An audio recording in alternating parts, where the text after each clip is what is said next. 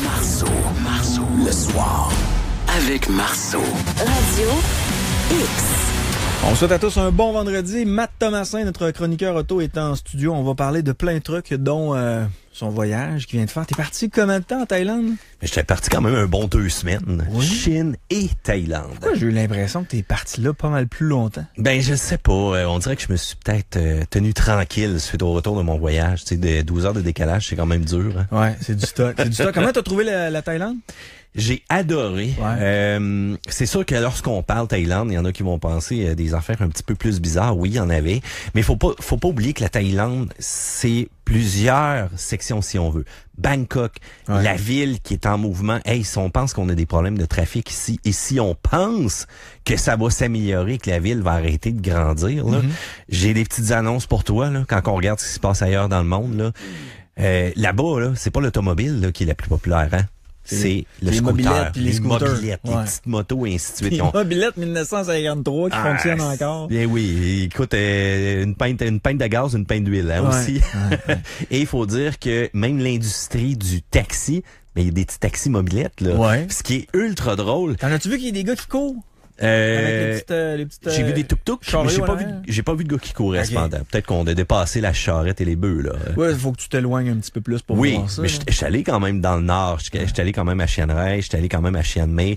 Je suis allé aussi à Pattaya, le quartier chaud. Ah oui? Oui. Et là, la T'avais- culture automobile, on s'en fout. C'est Hein. ça. Est-ce que t'avais des madame monsieur là? Il y avait des hybrides, oui. Oui. Et je dois t'avouer, T'es-tu fait achaler? oui, je me suis fait vraiment Ouais. tirer le bras. Et habituellement, ici à Québec, tu sais, c'est toi qu'il faut qu'il travaille pour la T'as-tu fille. goûté à la tentation? Non. Écoute, ma religion m'empêche totalement de désirer d'autres choses. Automobile avec Matt Thomasin. Il a essayé une She-Mail. Non. Et moi, je préfère dire une hybride, hein. Mais je dois t'avouer que c'est le premier endroit dans le monde, Ouais. et bon Dieu que j'en ai fait, là, où est-ce que les femmes te prennent par le bras et te tirent, et c'est par là que tu t'en viens, mon gars. C'est avec moi que tu passes la soirée, puis ça va être comme ça. On est-tu pas né dans le bon pays? Hey, on n'est pas dans le bon pays. À Québec, tu t'arrives avec un plateau de bière, tu dis, écoutez, les filles, c'est pour vous au bar. Hey, qu'est-ce que tu veux, toi? Hey, là, tu ressors. Tu veux nous parler? Tu veux nous parler, quoi? Tu vois pas qu'on est entre filles? Si l'émission Barmaid m'a appris quelque chose, c'est bien qu'on n'approche pas les filles au Québec avec de la boisson. Puis au niveau de l'automobile? La mentalité de l'automobile aussi, Ouais. c'est extrêmement différent là-bas. Bon, je te parlais que la mobilette était extrêmement populaire. Qu'est-ce qui m'a frappé en Chine? La première des choses, l'immatriculation. Hein? Puis si tu veux avoir un véhicule en Chine, premièrement, bonne chance. Les personnes qui arrivent à s'en payer, là, si on veut, c'est les nouveaux Chinois, les Chinois techno qu'on appelle, ceux-là qui ont créé des compagnies, qui sont devenus multimillionnaires avec ça, et qui pour eux veulent le véhicule le plus exotique du monde, le plus unique. Ils vont être prêts à payer des millions de plus que la valeur réelle du véhicule, mais ils vont avoir quelque chose d'unique. Pour le peuple un peu plus régulier, l'automobile conventionnelle à essence, c'est inaccessible. OK? Pourquoi? Parce que là-bas, t'as pas la possibilité d'avoir des immatriculations. Et avant d'acheter ton véhicule, ça te prend l'immatriculation. Et de quelle manière qui fonctionne? C'est comme un encan, si on veut. Ça va être la personne qui va donner le plus d'argent et qui va avoir l'immatriculation. Ah ouais. Et à partir de là, une fois que tu l'as entre les mains, tu peux aller t'acheter ton véhicule. Les Chinois adorent les véhicules de gros format. Et écoute, tout ce qui est là-bas comme Mercedes, comme BMW, comme Buick, comme peu importe le véhicule, c'est toutes des versions longues, des versions allongées, des versions grosses des véhicules. Y a-tu des Suburban? Il y a tout là-bas. Et le véhicule le plus populaire, crois-moi pas, c'est le Buick. Et t'as même des minivans Buick là-bas. Et t'as des Buick et t'as des Audi, surtout en majorité. Okay. Et encore une fois, les versions longues, les versions opulentes, les versions qui coûtent plus cher. Et l'autre chose aussi que tu peux faire pour obtenir un véhicule, eux l'ont compris, c'est le véhicule électrique. Là-bas, l'immatriculation coûte absolument rien pour ton véhicule électrique. Donc, t'en veux un, tu t'en vas là-bas, tu te pointes, tu vas réussir à l'avoir. Mais on s'entend, le prix des véhicules là-bas sont un petit peu plus élevés. Puis pour ce qui est de la route, les intersections, comment ça fonctionne? C'est un bordel total. Okay. Hey, c'est un bordel, mais en même temps, il n'y a pratiquement pas d'accident. Non. Et puis ça, c'est surprenant comment les gens ont du respect Ouais. les uns envers les autres. La Thaïlande, OK? L'exemple qui m'a frappé payé le plus. Là-bas, là, le Mercedes, c'est la voiture sublime. Parce que c'est fait avec du bois aussi à l'intérieur de Thaïlande. Puis c'est 1 million de bahts, si on veut. Et là-bas, on le sait, les salaires, c'est pas tout à fait comme ici. En passant, quand vous allez en Thaïlande, là, nous, je vous le dis tout de suite, ça coûte une binerie pour manger. Ça coûte une binerie pour boire. On parle $1-2 par jour, c'est vrai? Littéralement. Surtout quand tu t'éloignes. Bon, on s'entend, là, si tu restes dans le quartier à Bangkok, tu t'en vas dans les hôtels et tu restes dans ton hôtel, ça va te coûter comme n'importe où ailleurs. Là. Eux autres, ils savent que tu as une carte de crédit. Là, on s'entend. Mais dès que tu vas t'éloigner un petit peu plus dans le nord, comme Chiang Rai, tu t'en vas dans les marchés de nuit, tu sélectionnes là-bas. T'arrives, premièrement, il y a 1 million de vendeurs de n'importe quelle bouffe.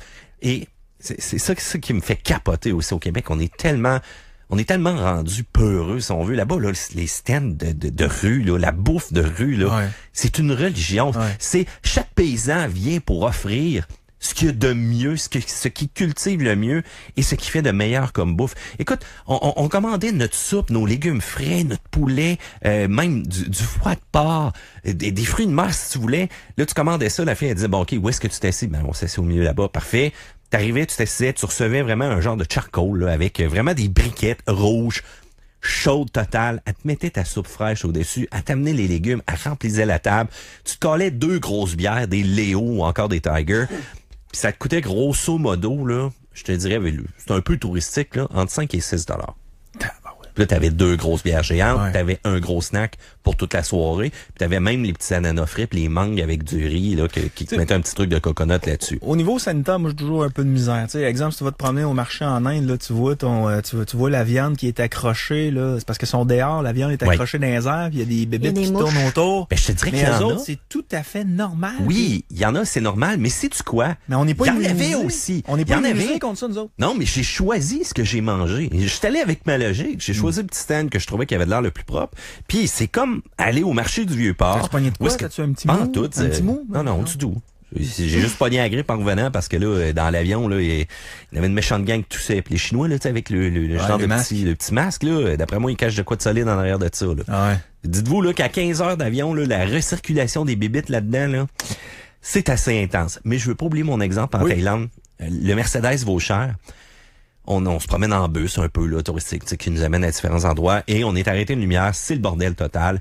Et là-bas, les mobylettes, c'est ultra agressif. Ça roule sur les trottoirs. Puis quand je dis agressif, en passant, il n'y a pas personne qui crie après eux autres. Il n'y a pas personne qui les envoie promener. Il y avait environ 40 mobylettes qui contournaient le Mercedes à la seconde.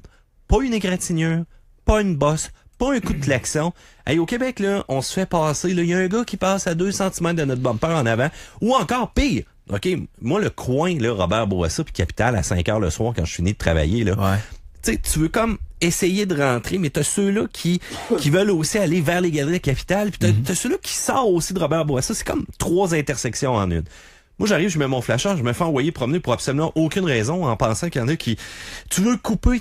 Non, je veux pas couper. Je suis juste en train de me tasser parce que je viens d'arriver là-bas.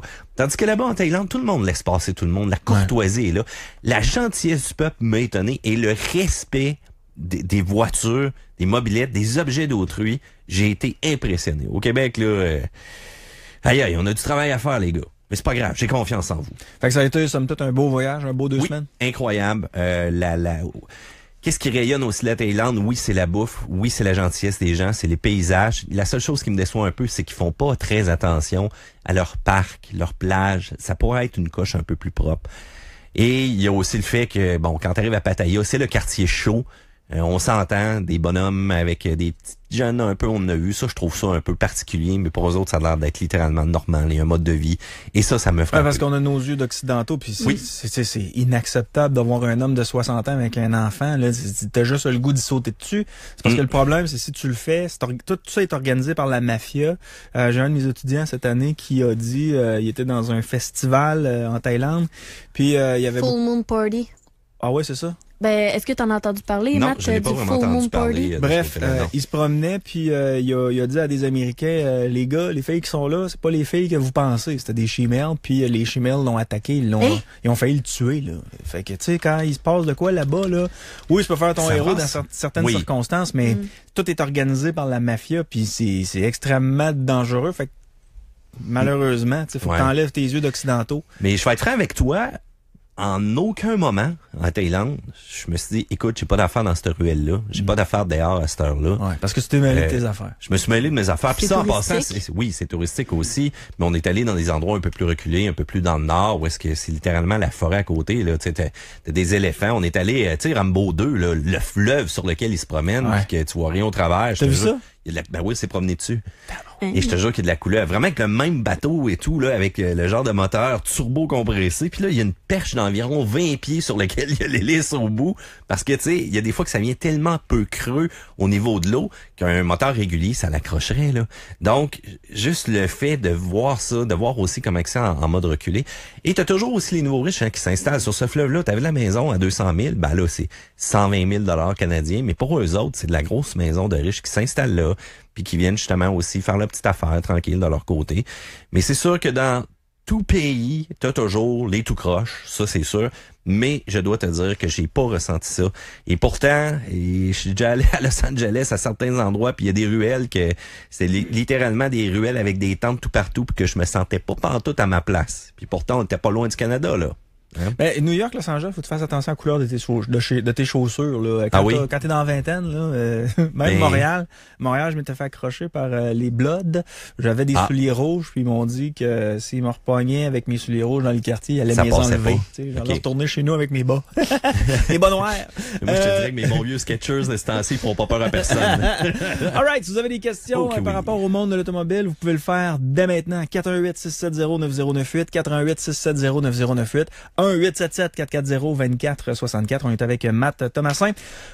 Question auto sur YouTube ou car Oh que oui. question? Effectivement, puis là, ben, on a plusieurs aussi chroniques qui sont reparties. Du côté de Virage, c'est redémarré, donc toujours aussi du côté de Télémag, c'est moi le chroniqueur là-dedans. Je te dirais que ça brasse un petit peu les gars, les vétérans, hein. Les autres aiment le format vraiment standard. Moi, j'arrive avec ma mentalité un peu jeunesse et tout au travers. Donc, c'est pas grave, ça fait quand même une émission extrêmement bien balancée. Oubliez pas ça, jetez un coup d'œil aussi là-dessus. Monsieur Brisson m'écrit sur le live à radiox.com. Vas-y. Salut, j'aimerais savoir comment faire pour savoir si le véhicule que je vais acheter a eu des rappels. C'est très, très simple. Il y a le site de Transport Canada qui contient une liste de rappels sur les véhicules. T'as bien entendu quelques revues d'excellence qui vont tracer un peu l'historique aussi. Justement, je la traîne une fois de temps en temps avec moi. C'est le fameux Protégez-vous avec les véhicules qui tracent quand même un historique des plus importants rappels. Et plus important encore que le site de Transport Canada, parce qu'on le sait, il se base vraiment là-dessus. Il faut pas oublier que du côté des États-Unis, là, c'est vraiment le site le plus complet. Et le NHTSA, donc le National Highway Traffic Safety Agency, là, si je me rappelle bien pour ma traduction anglophone, le Canada se base sur eux littéralement pour plusieurs rappels aussi. Donc, très important d'aller jeter un coup d'œil. Souvent, les voitures américaines et canadiennes se ressemblent beaucoup, on s'entend. Allez pas jeter un coup d'œil sur les rappels des voitures thaïlandaises ou en Chine, parce que là, c'est un peu trop loin tant qu'à ça. Parenthèse, Yann, une question. Oui. Quel est le véhicule le plus populaire en Thaïlande? Quel est le véhicule Oui. le plus populaire en Thaïlande? Celui-là qui coûte le moins cher aussi et qui est le plus populaire. Après ça, MJ, t'as un droit de réplique. Le Jeep? Non. MJ?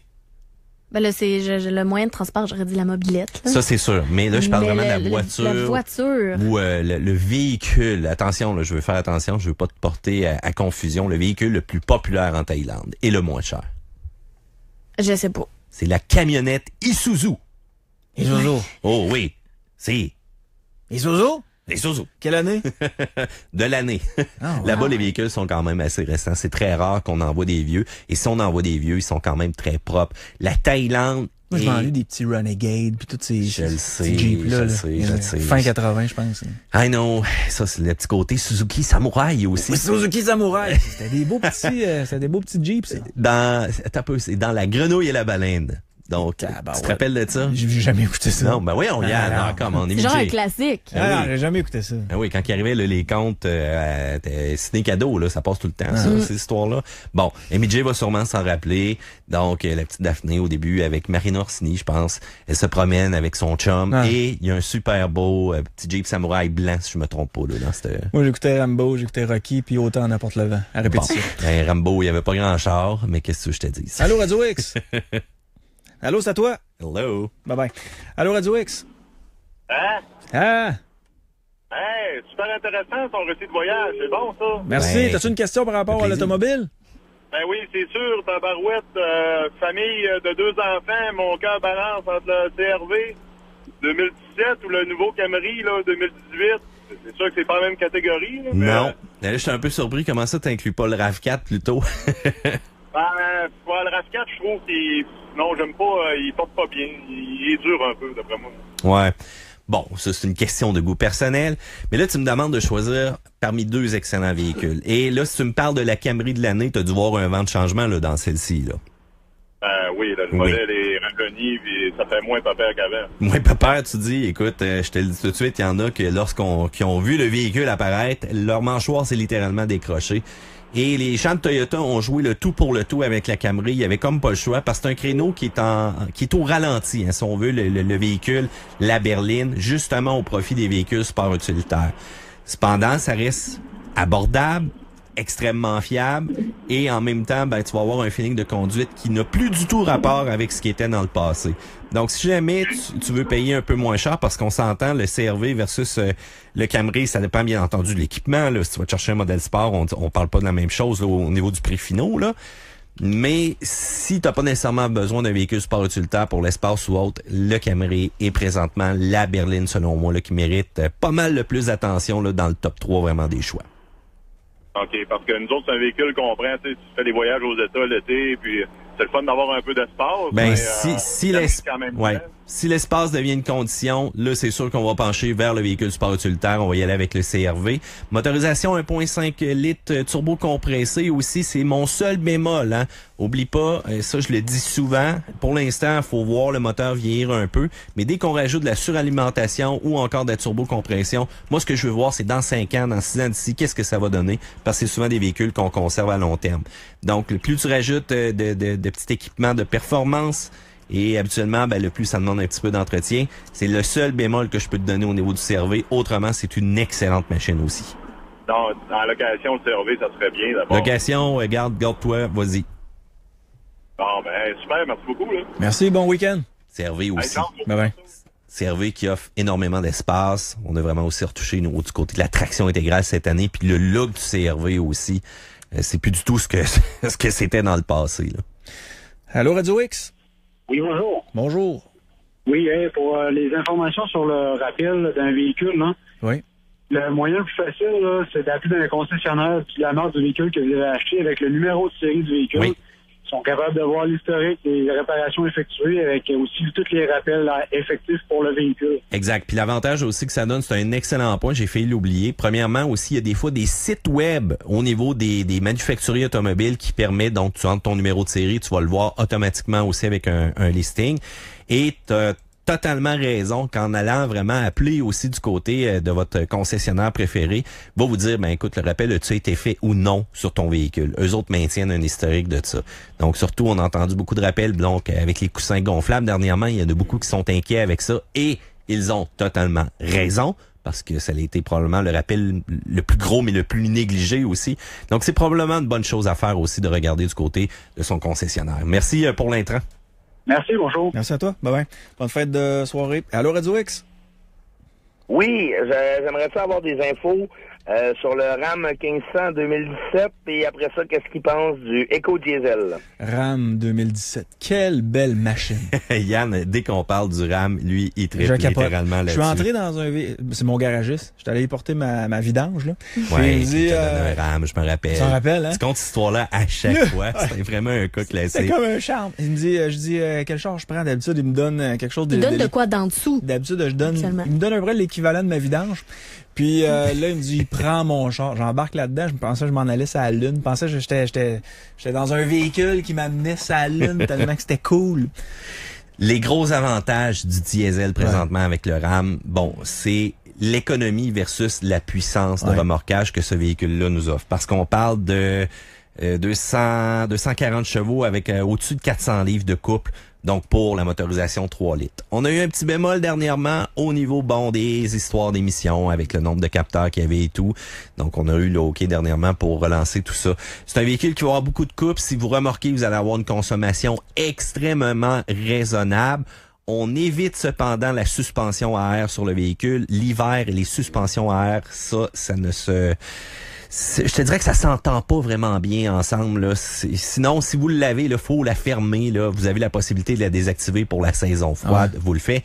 Et c'est des moteurs qui ont été un petit peu capricieux dans leur début aussi avec l'hiver, donc un petit peu plus difficile à démarrer. On devait mettre la brassière à l'avant au niveau du véhicule. Et oui, une brassière. Tu te rappelles les brassières qu'on avait sur les véhicules en cuirette? Oui, ça a été remplacé par les cils. Il y a des dames qui mettent des cils sur leur véhicule. Pas sur les rames éco-diesel, je te dirais. Mais effectivement, donc on devait placer ça sur le véhicule pour vraiment avoir un peu plus de facilité à le démarrer pendant l'hiver. On semble avoir corrigé le tout. Mais moi, personnellement, quand j'ai essayé ça, quand j'ai tiré, je me rappelle, j'avais mis la grosse remorque, justement, Télémag, là, pour AMS, avec un côte à côte en arrière, avec un VTT. Je les sentais pas. Ça avait du freinage. Puis c'est sûr que la suspension, malgré que j'aimais le fait qu'elle ajustait le véhicule à la bonne hauteur, quand j'accrochais, justement, le bon vieux trailer à l'arrière, j'aurais la misère à faire confiance un petit peu l'hiver, malheureusement, avec ce que j'ai vu. Mais bon, à la limite, je la désactiverais. Mais c'est sûr que présentement, dans les motorisations éco-diesel économiques comme ça, il n'y en a pas une tonne. Faut attendre. Ford s'en vient aussi avec leur motorisation diesel. Ça fait un petit bout de temps qu'on en entend parler, mais on n'a rien vu de concret pour l'instant. Donc, le RAM reste quand même un choix intéressant, surtout en éco-diesel. Bon, ben, je te remercie beaucoup. Merci beaucoup. Merci, bye. Bye-bye. En passant, Yann, d'un camion, là, faut faire attention, faut toutes les essayer, OK? Parce que les 3 grands manufacturiers, selon moi, font d'excellents produits aussi, mais dans leur créneau. OK, donc il y en a qui sont meilleurs que d'autres à certains endroits. Puis ça dépend qu'est-ce qu'on fait aussi. Le F-150 est le maître incontesté des chiffres de vente présentement. Ford amène beaucoup de technologie qui peut rendre la vie facile au niveau des gens, surtout ceux-là qui travaillent avec leur véhicule. Par exemple, la surveillance des angles morts, là. Avec le Ford F-150, tu entres la longueur de ta remorque et le système d'angle mort va aussi surveiller le côté de ta remorque et non pas juste le côté de ton véhicule. Donc, si jamais t'as oublié de voir quelqu'un là, dans ton déplacement, ben le système va t'avertir pour toi, même s'il se trouve très loin au niveau de ta remorque de 20 pieds en arrière. Rick qui demande en dessous du live, parce qu'on est en live, on peut regarder sur Facebook, qui demande quand l'Apple CarPlay et l'Android Auto dans les Mazda. Je viens de m'acheter une Mazda 3 et je suis très déçu que Mazda ait verrouillé les ports USB afin d'empêcher l'installation du système en complément du Mazda Connect. Oui, je suis totalement d'accord avec lui. Peux-tu me traduire? Bon, OK. Apple CarPlay et Android Auto, c'est, je te le dis souvent, Yann, OK, ton téléphone, là, présentement, c'est quoi, là, que t'as comme téléphone, là? C'était, je pense que c'est un iPhone. C'est un iPhone, bon. C'est un 5? Oui. 5. Bon. Lorsque tu connectes ton iPhone à certains systèmes multimédia de véhicules, tu vas avoir une connectivité qui s'appelle Apple CarPlay. Ça, l'application, là, elle fait une recopie exacte de ce que tu trouves sur ton iPhone, mais bon, avec les applications les plus intéressantes, comme Composer, les cartes, Spotify, je crois, d'autres applications de musique et te facilite la vie au niveau de la gestion aussi de tes musiques et ainsi de suite. En tout cas, je te le dis, ça fait une connectivité parfaite. Plusieurs manufacturiers maintenant l'offrent de base. T'achètes un Kia, tu l'as de base. T'achètes un Civic, tu vas l'avoir aussi de base. T'achètes un véhicule, donc, avec les systèmes Uconnect au niveau de RAM, justement, tu vas l'avoir. Et il y a certains manufacturiers qui ne l'offrent pas présentement, comme Toyota. Pourquoi? Parce qu'ils ont fait le choix de ne pas partager les données donc du manufacturier du véhicule avec justement une application de tiers partie comme justement Apple CarPlay. Parce qu'en passant, ils ramassent des données là quand vous vous promenez avec ça. Là. Mazda a fait le même choix pour l'instant, mais ce qu'on voit, c'est qu'il y a plusieurs personnes qui vont reprogrammer le système avec un système Android pour justement un peu bypasser ça. Là, j'ai pas la procédure exacte, mais c'est ce que j'ai vu comme commentaire de ce que les gens ont fait quand j'ai justement fait le vidéo résumé du système de Mazda. Et pour l'instant, j'ai pas de nouvelles à savoir si on va avoir justement ce système d'application-là. Mais on va remarquer que c'est souvent les Japonais qui sont un petit peu moins friands. Ils essaient de développer des systèmes d'application propres à eux de leur côté.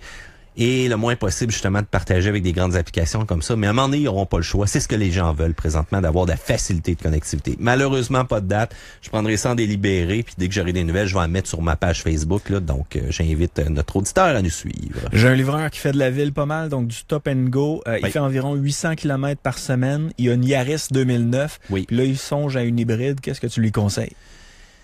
Une hybride, c'est un excellent choix parce qu'automatiquement, dans la ville, c'est ça qui va justement favoriser la plus faible consommation possible.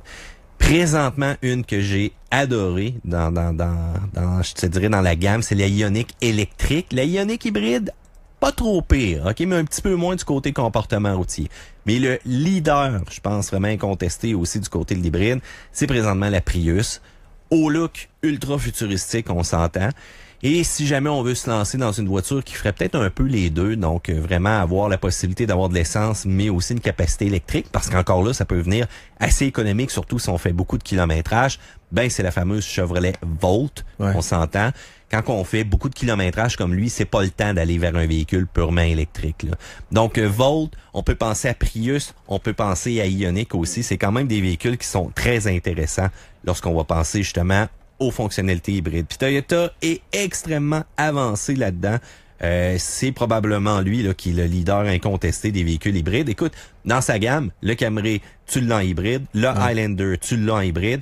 Puis il développe cette technologie-là depuis extrêmement longtemps. Mais pour faire de la livraison, Matt, tu prendrais une voiture neuve? Ben là, on s'entend, il y a un petit char. Là. Ce qu'il vient de te dire, c'est qu'il y a un petit char. Là. Ouais, un 2009. Je prendrais un 2014. Là, j'achèterais pas un char neuf pour faire de la livraison. Là. Ben écoute, tu veux la paix là, quand tu fais de la livraison. C'est pas le temps de briser. Puis tu peux avoir des déductions justement parce que c'est une compagnie aussi. Là. Fait que t'es capable de rentabiliser un tout.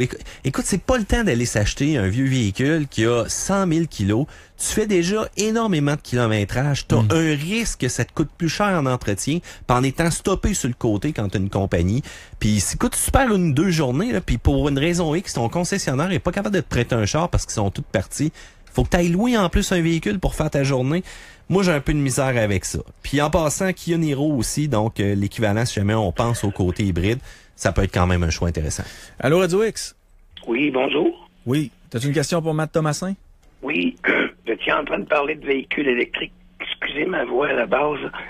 Le RAV4, j'aimerais savoir si vous aviez des informations supplémentaires. Ça fait quoi déjà 1 an que le RAV4 électrique avec moteur, là? RAV4 hybride.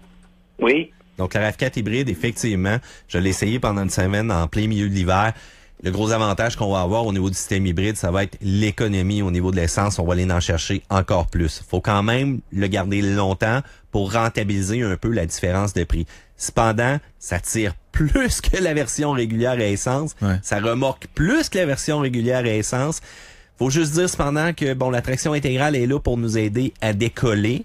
Il n'y a pas nécessairement de problématique l'hiver, mais on s'entend, si vous allez au chalet une fois de temps en temps puis vous voulez traverser une calvette, vous allez peut-être vous faire attraper. Mais souvent, c'est des véhicules... Il n'est pas trop frileux? Non, il est aucunement frileux. Puis c'est pas un véhicule qui va être énormément affecté justement par le froid à moins 30. Donc, il est connecté? Non, il est pas branchable, lui, en passant. Il est hybride. Donc, une motorisation qui est à essence. Et il y a un moteur électrique, oui, mais qui va se recharger lorsque vous allez faire des décélérations. Il n'y a pas de possibilité de branchement avec une borne pour le RAV4 hybride. Mais Toyota s'en vient bientôt avec un véhicule électrique. Jamais je croirais qu'ils attaqueront pas automatiquement avec un véhicule sport utilitaire. Faut pas oublier aussi que la Modella, il y a une alliance avec Mazda présentement. Donc, d'après moi, 1 an ou 2, on va contre-attaquer. Cependant, le RAV4 hybride présentement est un excellent choix aussi, surtout si vous le gardez à long terme. OK. Au niveau des garanties, un hybride, est-ce qu'il y a une grosse différence? Il n'y a aucune problématique avec la garantie ou encore une inquiétude, surtout avec Toyota et ses côtés hybrides. Je le mentionnais tantôt. La technologie qui est à l'intérieur de ça, là, ça roule depuis 1999 avec la première Prius qu'on a vue en sol nord-américain. Les Camry hybrides, c'est le véhicule de choix des taxis. Vous jetterez un coup d'œil là-dessus. Souvent, vous voyez des Prius ou encore des Camry avec la mention hybride. C'est pas pour rien. Ils veulent sauver de l'essence et c'est extrêmement fiable. J'ai jamais entendu vraiment de cas majeur au niveau de batterie ou autre là, qui a accroché avec le temps ou encore voire même au niveau du système du rouage. C'est vraiment des véhicules qui sont assez incroyables de ce côté-là, surtout durabilité. N'oubliez pas, là, un hybride, là, c'est moins dur, même sur la mécanique à essence. Pourquoi? Qu'est-ce qui est le plus rough avec un véhicule? C'est les décollages, les arrêts puis les départs. Puis souvent, ces véhicules-là, vous allez pouvoir rouler en mode purement électrique pour les arrêts puis les départs. Donc, il n'y a pas d'assistance des fois, même au niveau du moteur ou autre. C'est le moteur électrique qui fait effet en ville parce qu'on roule à une vitesse moindre. C'est ça. C'est le moteur qui embarque quand tu es sur l'autoroute. Là. Exactement. Puis il faut pas oublier, bon, cette année, on avait de la technologie Atkinson aussi avec le 2.5 litres, donc à essence. Encore une consommation réduite. Et on parle de 194 chevaux globaux là, lorsqu'on va arriver vraiment en puissance combinée. La seule chose, c'est qu'il faut pas oublier que ça rajoute un petit peu de masse, Puis bon, le RAV4 avec un petit peu plus de masse, c'est pas nécessairement lui qui a le meilleur comportement routier. Là, on s'entend, on n'approche pas les courbes à même vitesse qu'avec un CX-5 ou même un CR-V. Là. Mais il donne une bonne portance pour l'hiver, par exemple. Oui, exactement. Au niveau de la traction, mettez des bons pneus là-dessus. Là. Si jamais vous mettez des pneus cloutés aussi, vous allez voir, là, ça va être un vrai petit tank d'un banc de neige. Une dernière question. Allez-y. Y est-tu automatique ou tu peux l'avoir à clutch? Non, malheureusement, il n'y a pas de manuel là-dedans. Ça va être vraiment uniquement une transmission variable en mode continu. Donc, on va avoir cependant un mode manuel qu'on peut sélectionner qui va comme simuler si on veut. Mais oubliez ça, là, de plus en plus, les manuels disparaissent. De toute façon, c'est beaucoup plus économique avec les nouvelles transmissions d'aujourd'hui. Puis l'accélération aussi va être meilleure. OK. Merci beaucoup. Un gros merci. Bonne fin de soirée. Bon week-end. Bye-bye. Emily, est-ce que tu avais une question?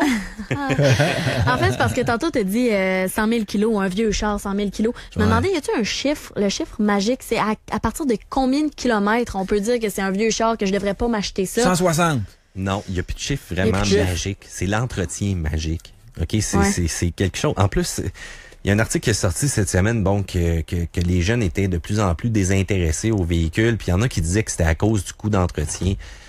C'est vrai que quand tu regardes le coût d'entretien globaux, dans le temps, là, on avait un Civic 93, on avait un radio à cassette, on avait 2 haut-parleurs, c'est tout. Là. Il n'y avait rien à faire. Il n'y avait pas de CVT, d'hybride, d'électrique, de système multimédia, tu pouvais changer les pièces toi-même, il y avait de la place pour mettre tes mains. Là, on est rendu à un autre niveau aujourd'hui et je vous annonce que ça va sans doute empirer aussi avec le temps.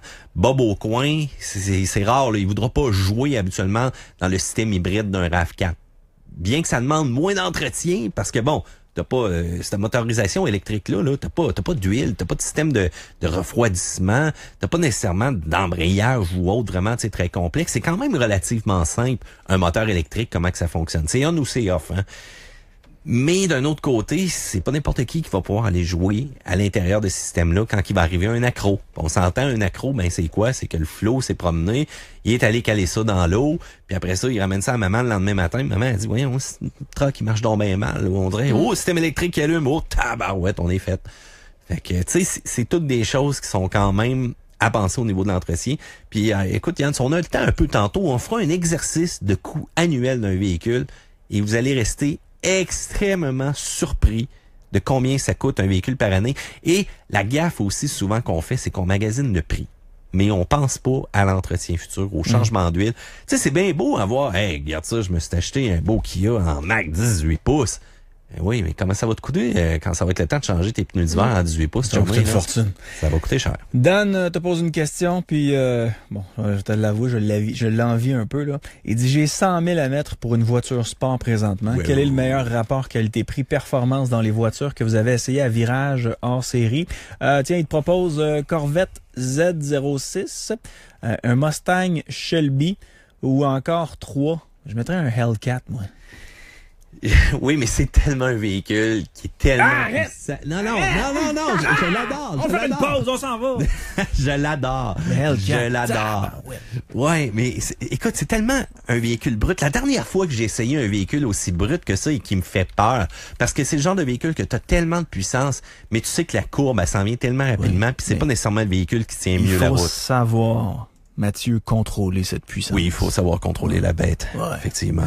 Donc, tu sais, le fameux signe que Crocodile Dundee faisait au bison dans le temps, là, ou Mathieu McConaughey qui faisait avec justement la genre de bike qui se trouvait dans le milieu de la rue. Ouais. Corvette Z06, j'en ai vu une sur l'autoroute, là. Oui. Tabarouette. C'est Corvette, là. Ça l'a tellement changé depuis le temps, là.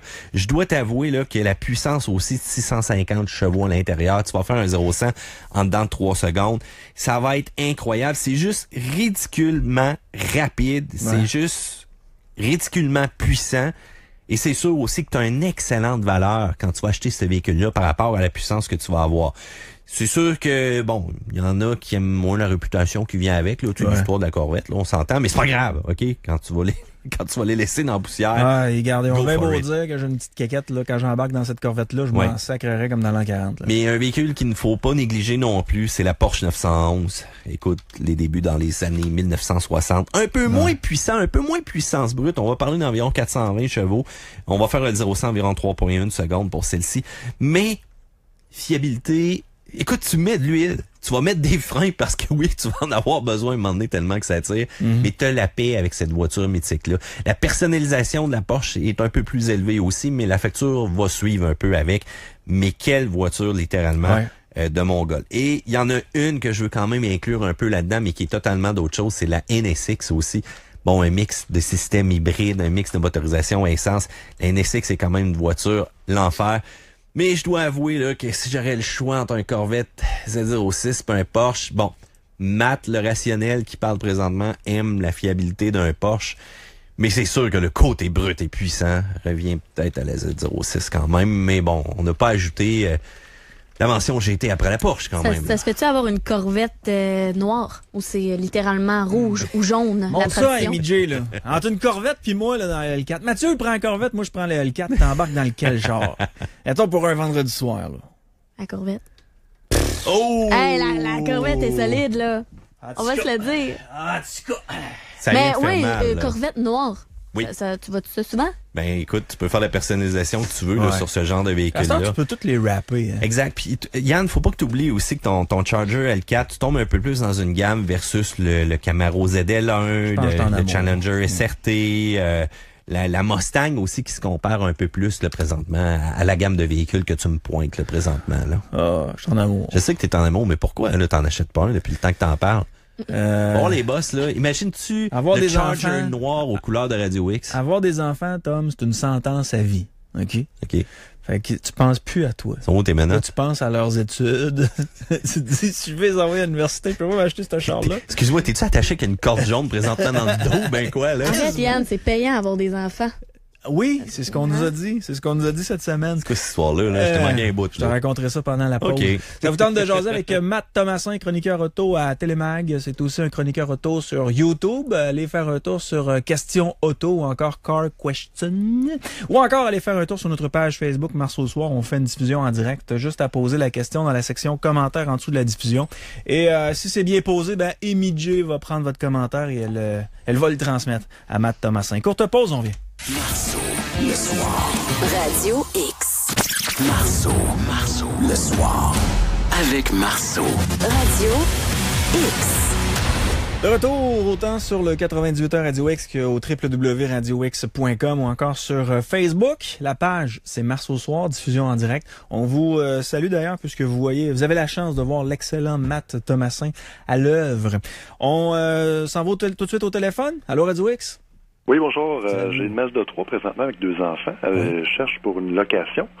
Puis il faut que je la change dans pas long. Fait que je voulais voir c'était quoi qui était le mieux pour une petite famille de même.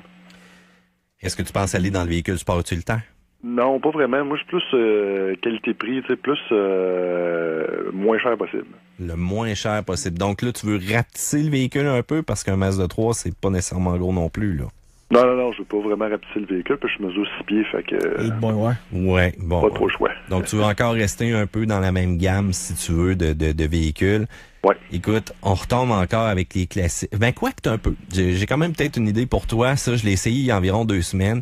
C'est sûr qu'il faudrait aller un peu dans le coréen, mais la Hyundai Elantra GT, qui vient d'être totalement redessinée, là, cette année, va t'offrir un peu le côté quand même suspension intéressante que tu retrouvais dans ton Mazda. C'est sûr que ce sera peut-être pas tout à fait la tenue de route identique si on veut, mais il va t'offrir le côté wagon un peu plus, le côté hatchback. Et ça, je pense que c'est encore quand même assez populaire au niveau des véhicules. Donc, motorisation, c'est quand même un 2 litres, 161 chevaux, 151 livres de couple. Et si jamais tu veux te gâter, il y a une version sport qui est disponible avec une motorisation 1.6 turbo. Là, ton Mazda 3 va être littéralement en arrière, on s'entend. Et si on regarde quand même le modèle de base, bon, accélération quand même acceptable, là, on s'entend. Les freins, c'est pas mollasson, c'est pas ferme, encore une fois, c'est correct. Petite direction précise, mais c'est la suspension puis la rigidité du châssis aussi sur lequel Hyundai a beaucoup travaillé.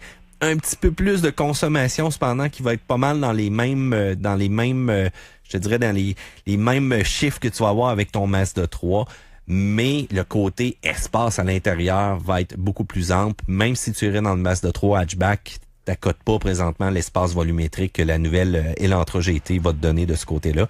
Donc, ça serait peut-être un véhicule à jeter un coup d'œil là-dessus si tu veux rester aussi dans la voiture en tant que telle. OK, puis pour la location, qu'est-ce qui est mieux, 48 mois ou 60 mois? Bon, la location, c'est toujours... en tout cas, ça dépend énormément de facteurs. On s'entend aussi, tu as toujours le fameux pourcentage, tu as toujours aussi combien, bon, ça va te coûter aussi à la fin, la valeur résiduelle du véhicule. Mais moi, ce que je recommande de location, c'est on veut jamais louer à long terme. Surtout pas aujourd'hui, là.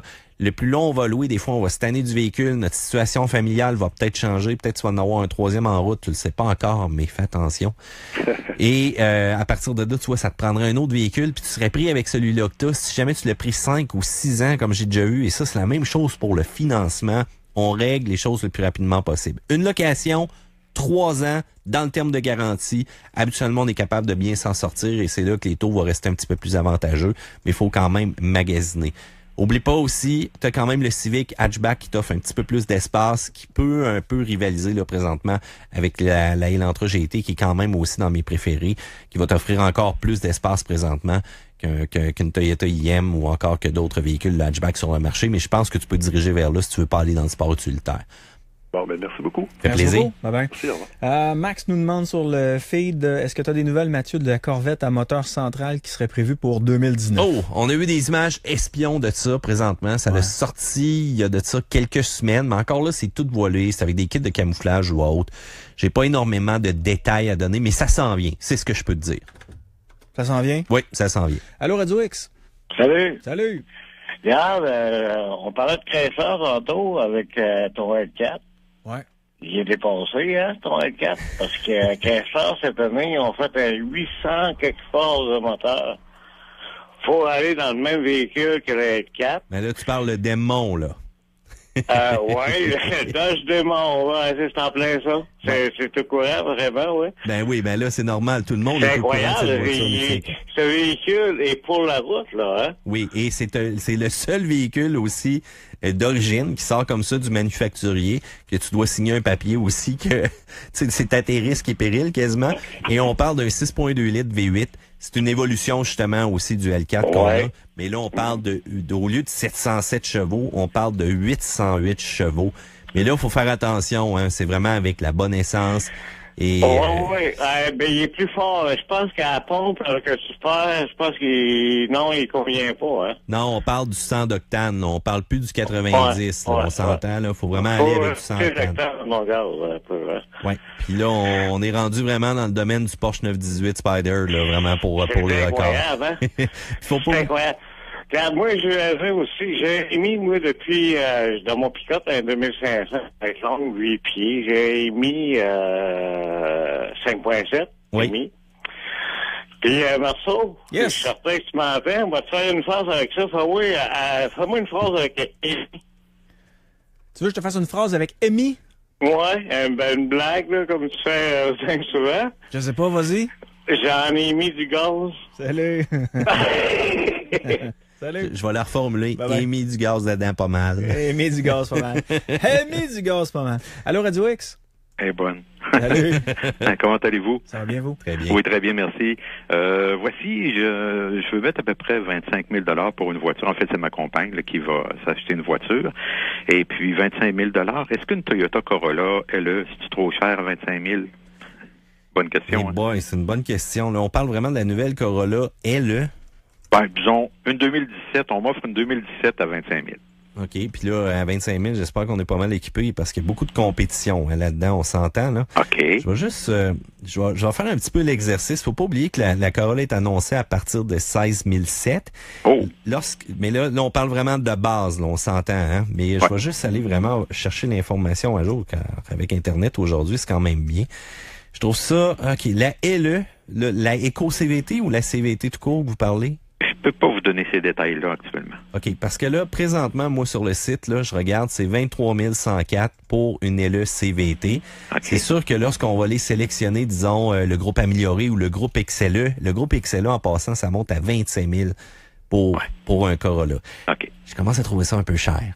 Ouais. Okay? Donc là, on est rendu dans le territoire du Camry, dans le territoire du Accord un peu, puis le Accord est arrivé aussi très agressif cette année. Ouais. Et je vous dirais que quand on tombe vraiment dans les voitures un peu plus comme ça, se dent accessible, allez-y là, habituellement avec le groupe qui vous donne l'air climatisé là, puis automatique, puis habituellement on se casse pas la tête, ils sont relativement bien équipés. Mais bon, est-ce que ça vaut vraiment la peine d'aller avec le LE? Bon, Toyota Safety Sense. C'est sûr que les sièges avant chauffants, bon, c'est quasiment un must aussi du côté du Québec. Mais celui-là est à 23 104 avec le groupe standard. Si vous dirigez vers le groupe amélioré, est-ce que vous avez vraiment besoin du toit transparent, le volant chauffant, gainé de cuir, des roues d'alliage de 16 pouces? Non. Ben, vous évitez de monter à 24 604. OK. Bon. Tout véhicule neuf, là, je vais vous dire, magasinez votre prix. Si vous êtes sûr que c'est celui-là que vous voulez, là, avec la joie d'Internet qu'on a aujourd'hui, vous écrivez à toutes les concessions là, de la province, si on veut, et trouvez le meilleur deal possible, et magasinez, négociez, et je vous le dis, prenez votre temps, calculez comme il faut vos choses. Il y a moyen d'aller chercher un bon prix. Je dirais pas avec quel manufacturier dernièrement, mais moi, j'ai quand même négocié. C'est sûr que c'est des véhicules de masse un peu. Vous sauverez pas 4 000 $, on s'entend, là. Mais il y a toujours moyen d'aller chercher un petit peu plus et de magasiner, puis d'aller chercher la meilleure offre là, dans les différentes concessions là, qui sont relativement même proches d'ici. Là. Parfait. Maintenant, j'ai une deuxième petite question très rapide, précise, spécifique. Si on exclut la tenue de route, si on exclut la vitesse, puis la performance, puis les gros moteurs, dans les mêmes prix à peu près, la voiture qui a le meilleur, le meilleur roulement, le meilleur confort de roulement, la meilleure suspension, celle qui, autrement dit, qui absorbe le mieux les bosses, le genre, tu sais. Celle-là que j'ai toujours trouvé, là, qui était dans la même gamme et qui avait un comportement routier assez exemplaire. Moi, ce que j'aime bien, c'est la Mazda 3. Pourquoi? Parce que c'est le feeling qu'elle va donner en arrière du volant. La Mazda 3 est un petit peu plus conçue pour les gens qui aiment la sensation de conduite. Civic a travaillé fort cette année pour aller chercher un peu ça, mais encore là, c'est la position de conduite, le banc, la forme un peu, le feeling du volant. Et si jamais vous voulez un peu quelque chose qui se compare à ça aussi, il reste toujours la Golf qui a la conduite allemande. On cherche pas la vitesse du tout, là. C'est vraiment pas la vitesse. On est plutôt dans l'économie de gaz. Nous autres, on a le temps, on est à notre retraite et puis on va pas vite. Pantoute. Bon. C'est pour ça que je veux un char confortable. Parce que en haut de 100 km/h, les bosses, on les sent moins. Mais en bas de 100 km/h, on les sent en esti. Puis c'est sûr que si vous dirigez vers un Mazda 3, vous allez les sentir, les bosses. C'est ça le désavantage d'un feeling de conduite. Celui-là qui est un peu entre les deux, c'est le Civic. Donc, il va quand même vous offrir quand même bien, mais c'est pas nécessairement le meilleur feeling de conduite que j'ai. Le poste de contrôle aussi, donc les instruments, je préfère un peu celui du Mazda qui encore une fois focus sur la révolution moteur, qui focus sur la communication avec le conducteur. Mais la paix, vous allez l'avoir avec un Corolla. On s'entend, là, vous allez le garder pendant 10 ans, puis vous changerez pas de pièce de suspension parce que vous allez avoir pogné un trou trop creux. Puis je vous le dis tout de suite, si vous pognez un trou avec des 18 pouces d'un Mazda ou d'un Civic, vous allez vous en rappeler. D'accord. Écoutez, je vous remercie beaucoup. Vous êtes super gentil. Merci à toute l'équipe. Et puis, je vous souhaite une belle soirée. Bonne émission. Pareillement, bon week-end. Merci beaucoup. Sur la 2, il reste 6 minutes, 2 appels, Marc. Allô, Radio X. Allô, Radio X, c'est à vous? Oui. Oui, c'est à toi. Oui, j'ai eu un perte totale, moi, avec mon auto, la semaine passée. Un Mercedes, un Mercedes C350, 2013. Là, je magasine pour un autre auto. J'ai regardé les Charger SRT8, s'il y avait des pour ou des contre pour ce véhicule-là. Eh ben, dans les pour et les contre, premièrement, c'est sûr que c'est de la puissance brute, on s'entend. Ça va pas peut-être la même finesse en tant que telle que ton Mercedes. C'était un peu plus smooth, je te dirais, côté conduite. Et la puissance brute est là, avec les motorisations, ça, on se le cachera pas. Et je pense que c'est pourquoi les véhicules aussi font la renommée, le côté sonore, juste en accélération. On offre un excellent produit, cette mécanique-là. Faut juste être quand même vigilant parce que quand on la sollicite, ça rayonne un petit peu plus de chaleur, je te dirais. Le dernier coup, je l'ai essayé dans le Jeep SRT. J'ai trouvé que la petite motorisation Amy, elle avait chaud un moment donné. Fait que faut juste s'assurer de quand on conduit en mode de piste un peu plus, on est quand même vigilant sur nos différents instruments. Côté consommation d'essence aussi, ça va être plus que le Mercedes, mais c'est relatif à ton pied, à ton accélérateur, et c'est une machine à tickettant. Garde un œil sur le compteur, parce que même des fois que tu penses que tu es tranquille, c'est un véhicule qui roule largement dépassé les 130 et les 140 km/h, et tu t'en rends pas compte parce que t'aimes le roucoulement du moteur. Ouais, c'est ça. Puis niveau fiabilité du moteur, parce que moi, le Mercedes, j'ai jamais eu un problème. Là, j'avais fait 70 000 kilos que je venais faire dessus, puis j'ai changé une pompe à power steering puis d'attitude. Puis sinon, c'est toujours aussi fiable au niveau fiabilité. Je suis jamais allé dans l'américain, donc j'ai tout le temps eu soit du japonais ou Finalement. Dans des mécaniques un peu plus performantes comme ça va être l'entretien qui va être important. Ça va être les bons changements d'huile, ça va être les systèmes de refroidissement. Ça va être très important quand même de suivre ça un peu plus à la lettre. Mais je te dirais des mécaniques émis, la partie SRT, quand on entend des histoires d'horreur, c'est parce qu'on a peut-être poussé un peu trop fort dans nos révolutions ou encore qu'on a manqué des fois une vitesse. Merci beaucoup. Merci. Bye-bye, bonne fin de soirée. Dernier appel. Allô, Radio X? Oui, bonsoir. Bonsoir. Bonsoir, monsieur. Moi, je voulais savoir, j'avais lu là, une couple de temps je sais pas si c'était rumeur ou whatever, concept, quelque chose sur le prochain modèle de Mazda RX. Je voulais savoir, t'avais-tu des nouvelles là-dessus? Pas de nouvelles. Les dernières nouvelles de Mazda, c'est vraiment la grande association qu'on a fait avec Toyota pour justement le plan futur un peu aussi au niveau des véhicules électriques, des véhicules hybrides et ainsi de suite. On a parlé aussi de la nouvelle motorisation de Mazda, qui voulait vraiment être un hybride entre une motorisation régulière, mais aussi un très haut taux de compression d'essence qui va faire jusqu'à l'allumage tellement ça va être compressé. Donc, ça se voulait quand même une technologie assez révolutionnaire, mais on nous a pas dit dans quel véhicule qu'on allait placer ces nouvelles technologies-là. Dis-toi que s'il y a un échange pendant, Toyota travaille depuis un bon bout de temps sur leur Supra. Est-ce qu'il y aurait un retour aussi avec Mazda, un petit échange?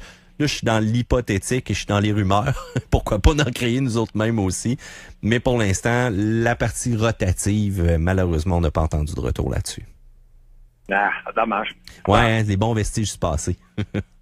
Ouais, c'est parce que moi, je t'en veux de me dire, je voudrais bien un char d'été puis garder mon VUS pour l'hiver, mais il n'y en a pas vraiment d'un genre pas profil semi-sport, si on peut dire. Il n'y en a pas vraiment qui m'intéresse à part le modèle de RX-8, mais j'avais pas vraiment envie de retourner une couple d'années en arrière pour me dire que dans 4-5 ans, on va peut-être le changer. Tu sais. Ouais, puis la problématique avec les moteurs aussi qu'on avait rotatifs dans le temps, dès qu'on commençait à arriver à l'automne, les changements de température, c'était extrêmement capricieux. On n'avait pas nécessairement délivré la meilleure fiabilité là, avec ces anciens moteurs-là. Mais si jamais tu cherches de quoi de sportif, quelque chose qui m'a étonné là, pendant l'été, Lexus font d'excellents véhicules sport. Pas aussi rapides que BM, pas aussi rapides que Mercedes, ça c'est sûr. Mais lorsqu'on appose quand même un F, que ce soit un RCF ou encore un GSF, je vais t'avouer qu'il y a du fun à voir puis ça fait tourner tête. Ouais. Merci beaucoup. Merci. Au revoir. Ouais, passe un beau week-end. C'est déjà tout, Matt? Déjà? Ça m'envoie que ça va vite. Et on a tout passé mes sujets que je t'avais envoyés, comme d'habitude. MJ? Bonne fin de semaine. As-tu une question sur ta voiture? Non, ma voiture va bien. C'est une Mazda 3, elle va bien à date. T'as ça? Consommation d'essence? Consommation d'essence, elle est bonne. C'est bon? Mais ça a augmenté. Ça se peut-tu que ça augmente avec le temps? Quand est-ce que tu entretiens ta voiture? Quand est-ce que tu as nettoyé ton filtre à air? Ah, c'est ça le problème. Un filtre à air? Il y a ça dans un char? Prochaine affaire que tu sais, elle va l'ouvrir, il va y avoir 4 souris qui vont sortir de là. Ah, j'imagine que tu sauras y procurer, du moins lui donner des garagistes de confiance. T'inquiète, c'est pas des gars qui font des massages. Hein? Non, mais on parlait de massage thaïlandais tantôt, là. C'est pas des gars qui c'est des gars qui aiment la mécanique, là. Il fait pas la différence en hors d'onde pis en onde. Il y avait une différence. Désolé. Hey, Matt, pour les gens qui veulent te rejoindre, ils font comment? Puis si on veut avoir accès à tes émissions, qu'est-ce qu'on fait? Ultra facile sur Facebook, Mathieu Thomasin. Venez me jaser n'importe quelle question. J'essaie toujours de vous répondre constamment. Si vous avez écrit à la page aussi, à Marceau le soir, je vais m'occuper de vous autres. Oubliez pas, YouTube, Car Question, version anglo. Je me plains tout là-dessus. Et version francophone, question auto. Et bien entendu, je suis avec Virage du côté de Télémag, télé-mag.tv. Allez voir les émissions là, n'importe quand vous voulez. Vous cliquez. Il est minuit le soir, vous pensez à Matt. Allez voir là-dessus. MJ, bon week-end. Bon week-end. On se rejase lundi 19h30. Puis à vous tous, un beau week-end aussi. Dimanche, ça risque de brasser à l'extérieur. Donc, si vous avez des choses à faire à l'intérieur, ça va être dimanche. Puis à l'extérieur, c'est pas mal samedi. Ouais. Vas-tu venir faire le ménage sur mon terrain? Non. Il y a des feuilles en masse à ramasser. Désolé, je suis pas là ce week-end. Bon, ces jeunes-là, ça veut plus se réveiller. Je préfère aller au bar. Salut, bon week-end, ciao. Marceau, le soir. Réécoute les meilleurs moments. Sur Internet, radiox.com. Et sur l'application Radio X. Radio X.